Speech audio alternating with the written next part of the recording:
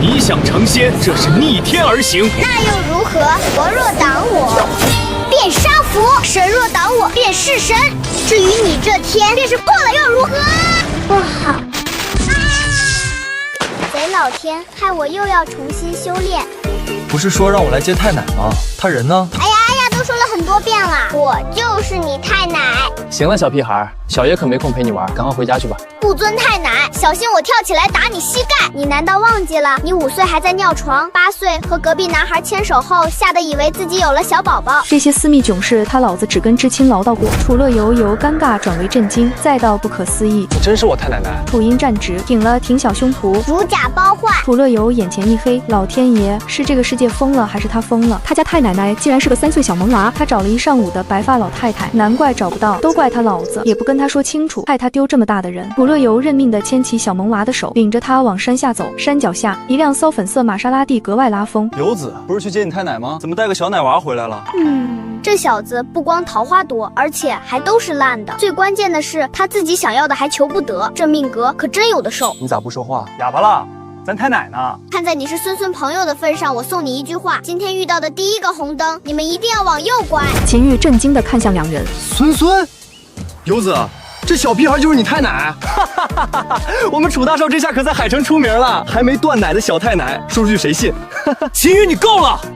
再不闭嘴，我把你扔出去！楚音对这种大男孩的闹腾不感兴趣，上了车就在后座闭眼修行，直到秦玉把两人送到楚家别墅门口，又从后备箱拿出一大袋零食塞到楚乐游手里。这些零食都是给我们太奶吃的，游子你可不许偷吃。楚音看着秦玉不着调的样子，叹了口气，叫住准备走人的秦玉。还记得吗？今天遇到的第一个红灯，你们一定要往右拐啊！秦玉停下脚步，有些摸不着头脑。楚乐游也尴尬不已，太奶奶对着自己胡说八道就算了，骗人骗到自家兄弟，多少有些不体面了。行了，别说那些神叨叨的，赶紧回家，家里人都等你好久了。楚音不理，又重复了一遍。秦玉敷衍点头，关上车门就开走了。楚音看着远去的玛莎拉蒂摇了摇头，他可是已经提醒过他们喽。离开楚家后，骚粉色玛莎拉蒂一连穿过好几个绿灯，直到红灯才停下。司机莫名想起小奶娃的嘱咐：少爷，咱们要向右拐吗？按照原本路线，他们应该直走，右拐要绕很远的弯路。秦玉放下手机，漫不经心地看了一眼这平平无奇的十字路口，笑死，他一个成年人还能让小屁孩一句话唬住？直接走吧。司机应声，红灯亮起，一脚油门下去。刚出去半个轮胎，想起楚一那张认真的小脸，秦玉鬼使神差叫停。等等，向右转。司机早就习惯自家少爷的一时兴起，方向盘一转，车位立刻往右偏去。秦玉正想继续看手机，还没低头，却感觉侧窗一花，下一秒，一辆面包车就擦着玻璃利剑般的直接过去了。那车速一瞬间左后视镜就被撞飞出去。要不是打了转向，这一下要是撞结实了，天知道会是什么后果。司机强撑着将玛莎拉蒂停在路边，松开方向盘时，手心里全是冷汗。劫后余生，秦玉心跳的几乎从嗓子眼蹦出来，手抖得不成样子，都说不出句话来。而前方那面包车还疯了似的不管不顾，逆流而上，强行闯过红灯，撞上了一辆黑车。秦玉看着黑车的车主满身是血的被医护人员抬上救护车，脊背一阵阵发凉。若不是听了小奶娃的话，他肯定比奥迪车主还惨。他原本的世界观受到巨大冲击，口中喃喃：难道真的有命运这回事啊？一个3岁奶娃是怎么预测到这一切的？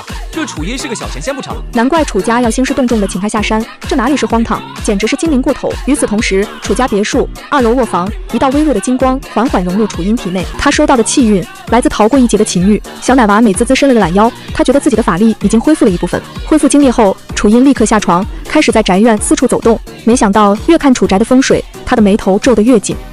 5进出的庭院古香古色，气派十足。可西南角招财的活泉对面，偏偏在影壁上刻了貔貅，貔貅只进不出，两相刻画，招财转为破财。还有诡异的巨大房梁，当头一棒，有损家族气运不说，还会让住在里头的楚家子弟病恶缠身。风水如此糟糕，楚家人住到现在还没出什么大事，全靠祖上阴德厚重，有所庇佑。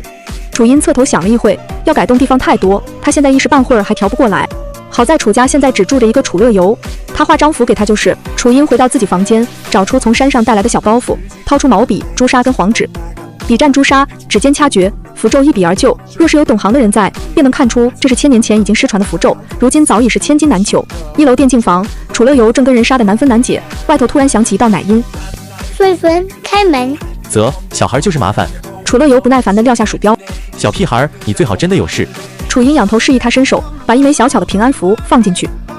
这个你收好了，千万不要离身。说完，楚音就抱着奶瓶继续研究风水去了。楚乐游看着手里的符纸，哭笑不得。这小家伙神神叨叨的，都说了叫他不要再搞这些，正要丢进垃圾桶里，手机突然响起。电话那头，秦玉劈头盖脸就问楚音呢。小屁孩刚给了我一个符纸，现在不知道躲到哪儿喝奶去了。符纸卖我多少钱都行。楚乐游以为他在开玩笑，反问：那你打算给多少？我给10万，不100万。话音落，100万立刻到账。楚乐游彻底傻眼。不是，兄弟你着魔了，花100万买个小屁孩的鬼画符。秦玉一概不听，生怕他会反悔。麻利的，我现在就来找你拿符。对了，我还要见小太奶奶，当面跟她道谢。没等楚乐游问什么，秦玉就挂了电话。楚乐游看着手中的平安符，陷入了深深的疑惑，这玩意儿真有那么灵？能值100万？不行，他得找楚音问清楚。撂下鼠标，楚乐游蹭蹭几步下了楼，就看见大厅里自己的二姐带着侄女憔悴的站在大厅中央，楚音站在他们面前，一脸严肃。你是不是经常做同一个梦？楚曦一愣，稀罕的抱起楚音。这是咱家的孩子，我以前怎么没见过？这是咱家的太奶奶，3岁的小太奶。他原以为太奶是位得道的老人家，不成想竟是一个小奶娃。他低头，却正好对上了自己这小太奶的目光。你还没有回答我的问题。楚曦下意识地点了点头，心说小太奶果然神乎其神，竟连她的梦境都知道。我一直梦到同一个男人，一开始那男人在别墅外头看我，越往后他离我越近，最近已经在卧室门口了。楚曦最开始只把这当作是连环噩梦，所以谁也没说。但今天这小太奶问起来，却让他不得不重视。要是让对方进自己的卧室，是不是有什么坏事？楚乐游听得毛骨悚然，搓着鸡皮疙瘩，也看向了楚音。这梦有什么不妥吗？该怎么办？后辈们殷切的目光投来，楚音皱着小脸坐在沙发上，沉思了一下，然后抬起头来。给我腾出一个房间。做什么？炼丹。楚乐游和楚曦双双一愣，看了看还不足厨房灶台高度的小太奶，姐弟俩默契对视后，均从对方眼中品出几分不可置信来。炼丹？那不是早年间神棍卖药的套路吗？二姐，你肯定是最近带囡囡太操劳了，我认识好几个心理诊疗的医生。楚音瞥了这个死脑筋的后辈一眼，目光投向了楚曦，开门见山。你呢？怎么想？楚曦抿了抿唇，她本来就对父亲的话深信不疑，想到这里，她站起身来。想到这里，楚曦已经站起来。除了房间，还需要什么？我去准备。朱砂3钱，牛黄1钱，麝香1钱。半小时后，楚音看着被腾出来的小房间，还有准备好的一麻袋材料，满意的点点头，从自己的麻布包里掏出了一个足球大小的小炉子。楚乐游越看越眼熟，这不吃小火锅的小电炉吗？正要调侃两句，然而下一秒，楚乐游的爆笑就卡在了嗓子眼里。只见楚音随手从小布包里摸出一张符篆一甩，白嫩嫩的小手一扣一合，口中念念有词，甩出的符篆正中小电炉的下方，无火自燃。楚音的眉眼松动，山下的灵气虽然不比道观，好在也是够用的。不是要帮忙吗？把材料放进来。这一声叫唤，楚乐游回神了，眼睛还不死心地盯着小火炉的下方。他可是坚定的唯物主义者，这么多年书不是白读的，上面沾染了易燃的白磷粉吧？他一边出神地想着，一边动作机械地从粗麻布袋子里往外掏材料。然而掏着掏着，手感逐渐从干燥变成了湿润黏腻，随之而来的还有一股子难以言喻的腥臭味道。楚乐游顺着味道一低头，自己手里抓着的是一个蟾蜍的2条腿。被束缚的蟾蜍蹬着仅剩的能够活动的2条腿拼命挣扎。楚乐游惊叫了一声，恨不得一蹦3尺高。我去，这什么癞蛤蟆，不会有毒吧？回应楚乐游的是一把呼啸过耳朵边的剥皮刀，连带着他的碎发都被削掉了几缕。还不等他反应过来，管家噔噔噔跑到房门前，气喘吁吁地补充：姗姗来迟了。对了，少爷，小祖宗要的蛇胆没有了，袋子里装的已经迷晕的活蛇。楚乐游僵硬地把目光投向地面，那里躺着刚刚掉落在地面上的蛇身。那断落成2截的蛇身虽然只比巴掌大一点，但是五彩斑驳的颜色足以证明了它的毒性。太奶，你要谋杀亲孙吗？还没等楚音发话，管家非常有眼力见地拉着楚乐游出去了。孙孙胆子这么小，这一届的后辈可真难带啊。楚音所在的小房间门一关就是1个多小时，外间的楚乐游也整整吐槽了1小时。你怎么还点头？那颜色，不管是癞蛤蟆还是蛇，绝逼都是剧毒的品种，差一点你就见不到我了。然而秦玉听了这些话，却连连点头。不愧是小神仙，这些凡夫俗子不敢碰的东西都能拿来炼化。话说，我花100万买的东西呢？楚乐游这才想起来，确实有这么一回事。虽然小屁孩的丹药看起来不是能吃的，但是炼丹之前甩出来的那一手符，看着还是有模有样的。想到这里，楚乐游低下了头，叮咚一声，100万的转账又被转了回去。秦玉一看就知道楚乐游这是不想卖了，可这家伙指定还不知道平安符的好，于是他故作挑衅。也就是随手买个乐子，你跟个宝一样，反正也是你家小屁孩的鬼画符，还不是要多少有多少。这是隐晦的激将法，而楚乐游还偏偏就吃这一套。谁稀罕了？100万，拿走拿走，我可不管退换，你想清楚再转账。楚乐游这炸毛公鸡的模样，正中秦玉的下怀。他装着不在意，慢悠悠地重新发起了转账，一直到那张小巧的黄色符纸踏踏实实放在自己手心，嘴角这才微微一笑。退货？开什么玩笑？等楚乐游知道了平安符的价值，怕不是会求着我还回去。与此同时，等待楚音炼丹的楚西居然在沙发上睡着了。这一觉意外的睡得很踏实，那个男人也并没有出现在梦里。楚西一直紧绷的神经得到了难得的放松。他醒来的第一件事就是找楚音，连环噩梦已经结束，没有必要再麻烦小太奶炼药。小房间的门被敲响的时候，楚音的炼丹也已经接近尾声了。他一边揭开了小电炉的盖子，一边道：“进来。”这奶乎乎声音俨然和他的囡囡是一般大的孩子，楚西的母爱一下子就被勾起来了。只要不是太离谱，他吃了就当是成全小太奶的自尊心。然而他正在踏进房间以后，心里的柔软消失得一干二净。地上有残留的血迹，被剖开的蛇身蛇皮，角落里还有一只无精打采的蟾蜍。楚西僵住了，眼见楚音的丹药就要炼成了，连忙开口道：“小太奶，我感觉好多了，连续的噩梦也断了，这药还是算了吧。”他的话音刚刚落下，盖子也随之打开，一颗龙眼大小的乌黑药丸被楚音取了出来。见楚西拒绝的干脆，楚音叹了一口气，没有强求。他这人一向是随缘的，要不是自己的子孙后代，他提点都懒得提点两句。去吧，只要你不后悔就好。得到了准许的楚西退出的速度比风还要快。楚音看着小电炉沉思了一下，没想到这山下的人居然那么不懂与时俱进，非要长得像的才叫炼丹炉吗？楚音把楚西的不信任归罪于炼丹炉外形的随意，可嘴上说的不管不顾，临了天色彻底暗沉的时候，他还是忍不住闪身去了楚乐游的房间。孙孙别睡了，你二姐有危险，抓紧带我过去。此时的楚西别墅漆黑一片，只能听到偶尔传来的虫鸣。滋啦，轻微的走动声在客厅响起，那声响仿佛是有人行走在沙面上的摩擦声。睡在客厅沙发的女佣迷迷糊糊地被吵醒，她起身看了一眼，又躺了下来。然而躺下不到2秒，她才迟疑地发现了不对劲，刚才客厅里的那个东西是谁？女佣的呼吸紊乱了，她的身子止不住地颤抖，而这时候原本已经持续向前的沙沙脚步声停了下来，一股子阴冷的气息吹在了耳畔边，女佣的惊叫声一下子就响彻了别墅的客厅。出什么事了？两个男人都是反应神速的，想要打开最近的灯源开关，然而就在光明亮起的一瞬间，灯管直接炸开了，碎裂的灯管碎片一瞬间就化作了无数杀人的利器，千钧一发之际，一声娇喝：“大胆妖孽，竟敢在我楚家作祟！”落地窗的月光落在那娇小的身影之上，连带着灰色的道袍似乎也有了流光。那些四面八方飞射而出的灯管碎片，在接近的时候纷纷掉落在地，仿佛被一道无形透明的光幕给挡住了。黄毛都没长齐的小屁孩，也敢管本座的闲事？一阵阴风吹过后，楼梯口出现了一道穿着长袍的模糊身影。扇我后背，那就留你不得。楚音说着，指尖一合，一个结印，地上的金沙瞬间就拔地而起，编织成了一张淡金色的网，朝着长袍男的方向收缩。长袍男低声咒骂，两股无形的力量在空中碰撞到了一起，瞬间爆发出了一阵强烈的气浪。紧接着，楚音那娇小的身形倒飞了出去，单手撑地，捂住了口鼻。小神仙，你没事吧？秦玉见状，连忙上前关怀。楚乐游则是神色凝重地看着那长袍男人。无关人等撤出去，这男鬼有狐臭。该死的，你胡说什么？长袍男怒了，原本已经打算逃往2楼的身影折返，暴冲而来。这一次，他并没有再留手，而是直接动用了全力，想要一举将楚音的灵石拍散。然而，就在他的手掌即将落在楚音背上的时候，一道金色的符篆突然出现在了他的面前。六丁六甲，雷将雷兵，威神万变，急急如律令，去！话音落下，那金色的符篆瞬间燃烧，化作了一道金色的雷霆，撕裂了他的身影。啊！你不讲武德！长袍男惨叫一声，被打出了残形，重重地砸在了地上。武德？你一把年纪欺负女人就讲武德啦？楚音冷笑了一声，一手捏符，一手掐诀，不快不忙地逼近。长袍男一脸惊慌地看着步步紧逼的小身影，连忙求饶：“你不能杀我，除非你不想要那女人的命了。”听到长袍鬼提起女人，楚乐游第一反应就是楚西，他的视线四下扫了扫，周围的人里并没有自己的二姐。坏了，二姐怎么没下来？他连忙跑上了2楼，房门里上了锁，他哪里等得及下楼找女佣拿钥匙，当即就撞门而入。然而卧室之中，楚西正一动不动地躺在床上。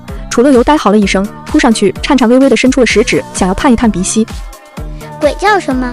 孙孙，你都好端端的活着，孙女会有事。那二姐怎么还没醒？楚乐游担心地看着床上的楚西，寻常他那一嗓子，楚西早就飞眼刀了，现在却连眼睛都没动一下。这就是不吃丹药的后果。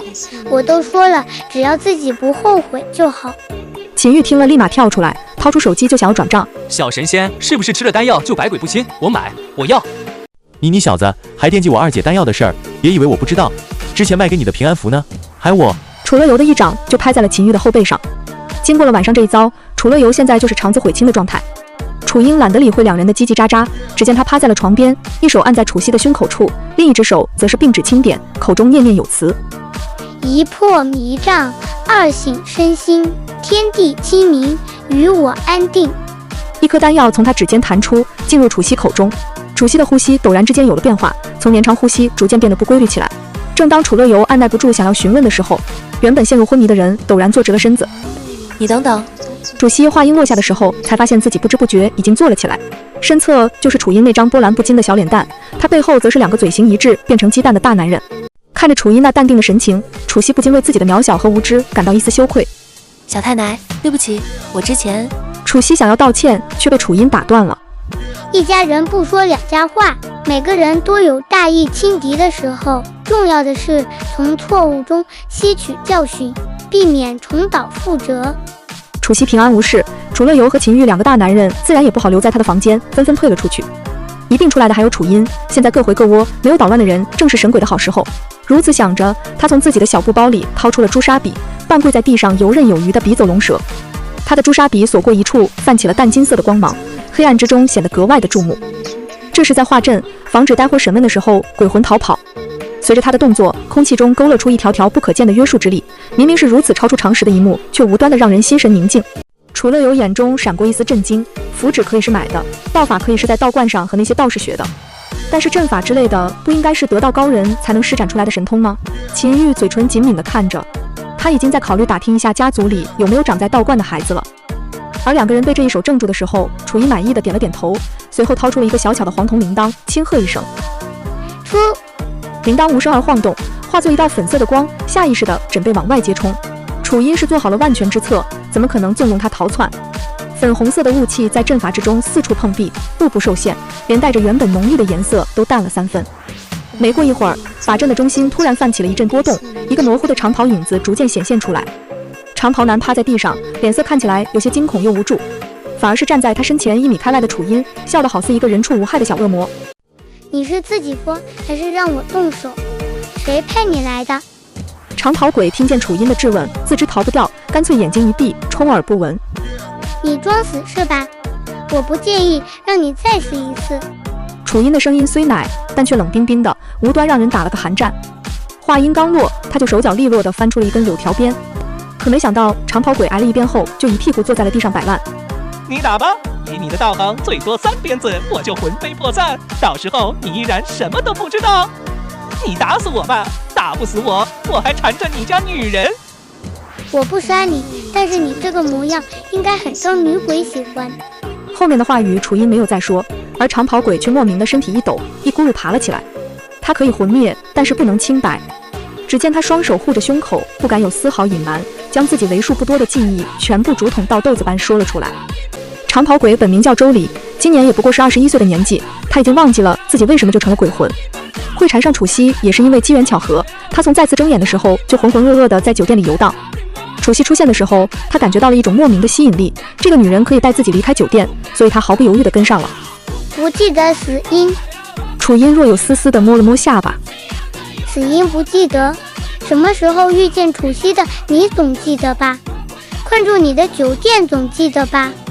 楚音没有怀疑周礼话语的真实性，世间讲究因果，周礼不会无缘无故地跟着楚西。我想想。周礼颤颤巍巍地抬起头，小心翼翼地看了楚音一眼。毕竟有段时间了，我光顾着离开酒店了，具体叫什么还真……周礼缩了缩脖子，那张惨白的脸上露出了一丝尴尬又不失礼貌的微笑。那个大概可能也许叫帝豪，还是皇庭。哎呀，太久了，我就记得那大堂的水晶灯特别亮，晃得我鬼眼都要瞎了。楚英闻言，小眉头瞬间拧成了一个川字，奶乎乎的小手毫不客气的一巴掌拍在周礼的脑门上。废话连篇，连个名字都记不住，留你何用？这一巴掌看似轻飘飘，实则带着一丝纯阳真气，打得周礼鬼体震颤，差点没维持住人形。哎呦，小祖宗别打！我想起来了，是帝豪国际大酒店。因为那门口有2尊巨大的貔貅跟我犯冲，所以我印象特别深。楚英这才收回手，从那个灰扑扑的麻布包里掏出一个看起来像是儿童智能手表的东西。他熟练地划开屏幕，虽然界面是粉红色的小猪佩奇，但输入的指令却快得惊人。帝豪国际位于海城西城区，3年前动工，原址是乱葬岗。念到最后3个字，楚英的眼神骤然变冷，那双原本黑白分明的大眼睛里瞬间闪过一丝金色的流光。好大的胆子，竟然敢在太岁头上动土，把乱葬岗改成销金窟，也不怕有命赚没命花。一旁的秦玉凑过脑袋，看着那儿童手表上密密麻麻的资料，嘴角抽搐。不是，小太奶，您这高科技产品啊？山下的东西虽然灵气稀薄，但用来查东西倒是方便。纷纷备车。楚乐游还愣在原地，消化帝豪国际原址是乱葬岗这个惊天大八卦就被点名了。啊？去哪儿？去帝豪。这蠢鬼虽然是个愣头青，但身上沾染的煞气却是从帝豪带出来的。有人在那里布了聚阴阵，专门收割活人气运。楚乐游打了个哆嗦，下意识地看向地上的周礼。你是说二姐是因为那个什么阵才被这只鬼缠上呢？不然呢？你以为你二姐国色天香，连鬼都忍不住？楚乐游被对得哑口无言，心里却在疯狂吐槽：二姐确实是大美女啊！不对，现在不是想这个的时候。秦玉却是眼前一亮，立刻掏出车钥匙。开我的车，我的玛莎拉蒂，虽然后视镜还没修，但不影响跑高速。不用那么麻烦，就在市区。你那骚包的车太引人注目，开孙孙的大吉普就行。楚乐游的那辆改装过的黑色牧马人确实更符合抓鬼的气质，虽然他本人并不想承认。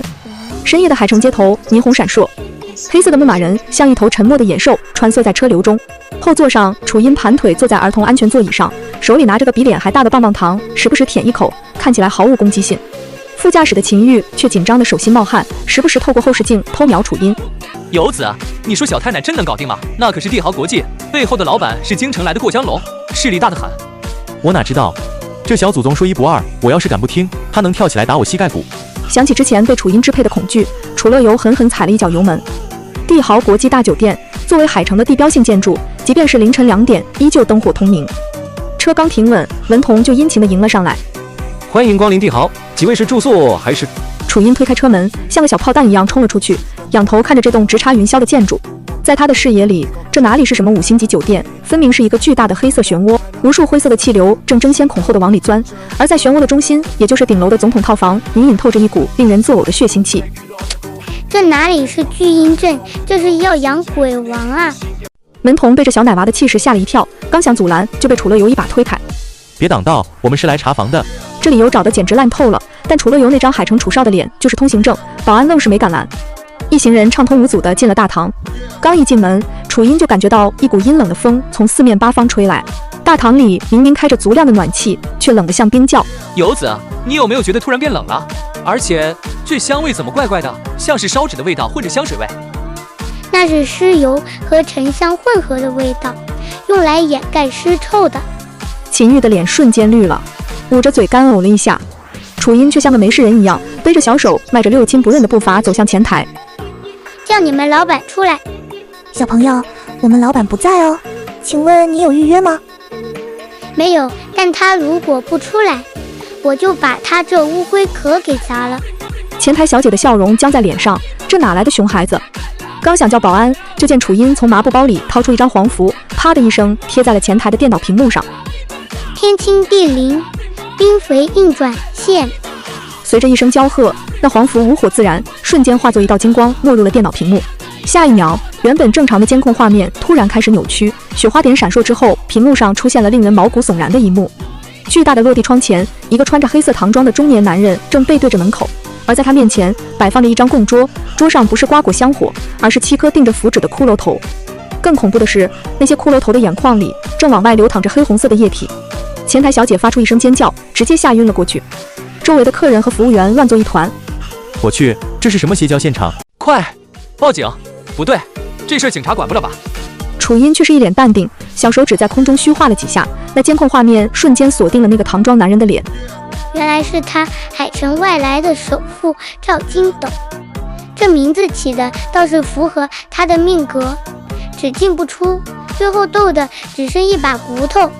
就在这时，酒店的广播突然响了，一道阴恻恻的声音传遍了整个大堂。既然来了，就别走了。楚家的小祖宗，我可是等你很久了。话音刚落，酒店的所有灯光瞬间熄灭，只剩下应急通道那幽绿的指示灯。黑暗中，无数双红色的眼睛在角落里亮起，那是被阵法催生出来的小鬼。太奶，这是捅了鬼窝了吗？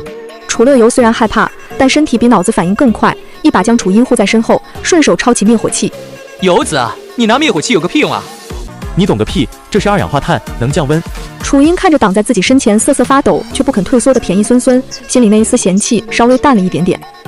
行啦，别丢人现眼了，让开。楚音从小布包里掏出了一把桃木剑，不，那是一把看起来像桃木剑的玩具塑料剑，还是粉色的，上面甚至还挂着个流苏。这就是您的法器？法器个头，这是刚才买儿童套餐送的，不过凑合能用。只见楚音手腕一抖，那粉色的塑料剑竟然发出了一声清越的龙吟。万剑归宗，给我破！随着这声奶喝，粉色的塑料剑竟然在空中化作了数十道虚影，带着凛冽的剑气，如同切瓜砍菜一般冲向了那些红色的眼睛。只听见一阵噼里啪啦的爆裂声，那些刚刚还凶神恶煞的小鬼瞬间化作了青烟，连惨叫都来不及发出。整个过程不到3秒钟，大堂恢复了死寂。楚乐游和秦玉张大了嘴巴，下巴差点掉到地上。这就是传说中的剑气，用塑料剑使出来的。我太奶恐怖如斯。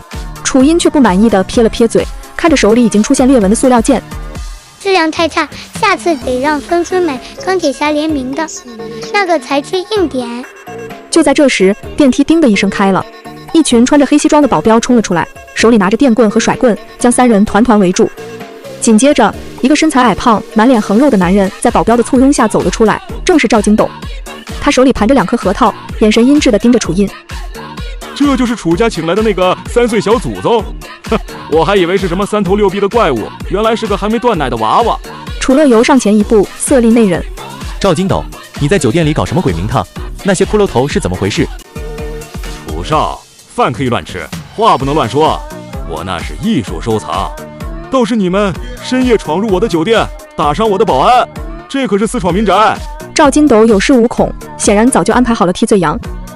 艺术收藏，用7个未满周岁的婴儿头骨做收藏，你的艺术品味挺闲啊。此言一出，全场皆惊。赵金斗的脸色瞬间变得铁青，眼神中闪过一丝慌乱，但很快又被狠力掩盖。你找死！给我上！男的打残，女的留口气，我要用它做灯笼。保镖们一拥而上。楚乐游和秦玉虽然也是练过的富家子弟，但双拳难敌4手，眼看就要吃亏。楚音叹了口气，小大人似的摇了摇头。本来想以德服人，既然你们非要动手，那就别怪我不讲武德了。他从麻布包里掏出了一把黄豆，不是普通的黄豆，是混合了朱砂和黑狗血炒制过的黄豆。撒动全兵，听我号令，起！楚音小手一挥，那把黄豆瞬间洒向空中。落地的瞬间，黄豆竟然变成了一个个身穿金甲、手持兵器的小兵人。虽然只有巴掌大小，但动作极其灵活，而且力大无穷。只见这些小金人如同虎入羊群，那些人高马大的保镖在他们面前竟然像纸糊的一样，碰着就伤，挨着就倒。一时间，大堂里全是保镖的哀嚎声。这是妖术，你是妖女！赵金斗吓得连连后退，想要逃跑。想跑，问过我手里的符了吗？楚音脚尖一点，整个人如同一只轻盈的燕子，越过人群，直接落在了赵金斗的面前。赵金斗看着这个只到自己膝盖的小奶娃，心里的恐惧达到了顶点。他恶向胆边生，从怀里掏出一把黑色的手枪。去死吧！枪响了，楚乐游和秦玉的心都提到了嗓子眼。然而，并没有鲜血飞溅。在子弹即将击中楚音的瞬间，他面前突然浮现出一道金色的屏障，子弹头镶嵌在屏障里，就像嵌在果冻里一样，进退两难。楚音伸出2根白嫩的手指，轻轻夹住那颗子弹，然后像丢垃圾一样丢在地上。玩具枪不对，是真枪，你私藏香线罪加一等。赵金斗彻底崩溃了，扑通一声跪在地上，拼命磕头。大师饶命！叫神仙饶命！我也是被逼的，是那个道士让我这么做的。他说这样能让我发财。道士？楚音眼神一凝。他在哪？在顶楼。他说阵法还差最后一步，需要楚家人的血来献祭，所以我才让那个色鬼去缠着楚西小姐。楚乐游闻言怒自欲裂。你说什么？二姐有危险？楚音的脸色也沉了下来，周身的气势瞬间变得凌厉，那种属于千年修仙者的威压铺天盖地而来，压得在场所有人都喘不过气。动我楚家人，天王老子来了也救不了他。他转头看向楚乐游和秦玉，你们两个留在这里处理这些杂鱼，我去顶楼会回那个牛鼻子老道。太奶，我也去，多个人多个照应。不行，你去了也是拖后腿，在下面待着，保护好自己。楚音说完，根本不给两人反驳的机会，小腿一蹬，整个人像一颗炮弹一样射向了电梯井。没错，他没坐电梯，而是直接顺着电梯井的钢缆徒手爬了上去。那可是几十层楼高啊！楚乐游趴在井边往下看，只看到一道小小的灰色身影，如同灵猴般飞速上升，带起的风声呼呼作响。我是不是在做梦？我太奶是蜘蛛侠转世吗？顶楼总统套房落地窗前，一个穿着青色道袍、留着山羊胡的老道正手持桃木剑，脚踏钢步，嘴里念念有词。而在他身后的阵法中央，楚西被一根红色的绳索绑在柱子上，脸色苍白，显然已经失去了意识。老道猛地睁开眼，眼中闪过一丝贪婪。时辰已到，楚家至阴之血，何该助我成就鬼仙大道？他举起桃木剑就要刺向楚西的心口。就在这千钧一发之际，窗户玻璃轰的一声炸裂，老道只觉得眼前一花，一股巨大的力量撞击在他的胸口，老道整个人倒飞出去，重重地砸在墙上，一口老血喷了出来。烟尘散去，楚音站在楚西身前，拍了拍身上的玻璃渣，小脸上满是寒霜。就你这三脚猫的功夫，也敢妄称鬼仙？谁给你的勇气？老道挣扎着爬起来，看清来人后，先是一愣，随即狂笑起来。我当是谁？原来是个3岁的小娃娃。楚家真是没人了，竟然派个奶娃来送死。送死？楚音歪了歪头，眼神像是在看一个智障。你也配？黄口小儿，不知天高地厚，看贫道收了你。老道从怀里掏出一把漆黑的糯米，撒向楚音。这可不是普通的糯米，而是浸泡过黑狗血和尸水的邪糯米，专破道家真气。然而楚音不躲不闪，轻轻一挥手，那些飞在空中的黑糯米竟然全部消失了。雕虫小技！老道的眼珠子都要瞪出来了。你到底是什么怪物？我是你祖宗。楚音身形一闪，瞬间出现在老道面前，一道气浪拍出，老道竟然当场晕死过去。楚音没理会他，转身走到柱子旁，小手一挥，那坚韧的红绳瞬间断裂。他接住软倒的楚西，手指在楚西眉心一点，魂兮归来。随着一声轻唤，楚西的眼睫毛颤了颤，缓缓睁开了眼睛，入目便是楚音那张精致严肃的小脸。小太奶，我怎么在这儿？你安全啦，以后不会再做噩梦了。就在这时，楼下的警笛声响起，显然是秦玉报了警。警察来了，剩下的烂摊子让孙孙去收拾，我们走。楚音说着，一把拉起楚西就要往窗户边走。走窗户，这可是30楼。楚音回头，用一种你怎么这么笨的眼神看着他。不然呢？等着被警察叔叔盘问，为什么3岁小孩会飞吗？楚西还没反应过来，就感觉腰间一紧，楚音抱着他纵身一跃，风声呼啸，预想中的失重感并没有持续太久。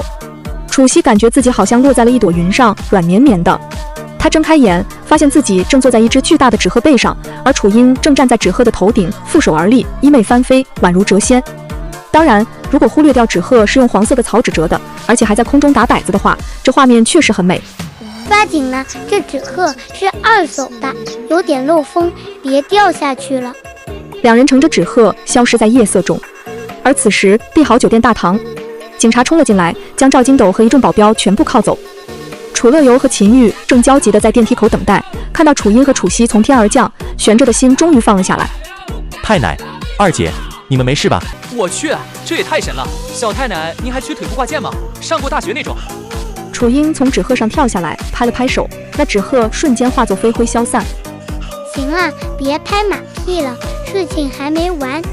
楚乐游一愣，还没完，赵金斗不是抓了吗？老道不是晕了吗？那只是个开头，远远没到结束。楚音转过身，看向城市的某个方向，眼神深邃。有人在用整个海城的气运养一只东西，赵金斗只是个负责收集材料的柔弱。秦玉凑过来，一脸好奇。养什么？神兽？不是灾厄。楚音的小脸上露出了一丝与年龄不符的凝重。看来这趟下山比我想象的要有趣的多。他转头看向楚乐游，孙孙回家，我要吃火锅，特辣的那种。楚乐游看着前一秒还高深莫测，后一秒就要吃火锅的太奶，无奈的扶额。得嘞，您是祖宗。秦玉，走，天上捞。我要给小太奶调个最贵的蘸料。三人走出酒店大门，此时天边已经泛起了鱼肚白。新的一天开始了，但对于楚音来说，真正的战斗才刚刚拉开序幕。而在城市的阴影里，一双猩红的眼睛正缓缓睁开，注视着这个小小的身影。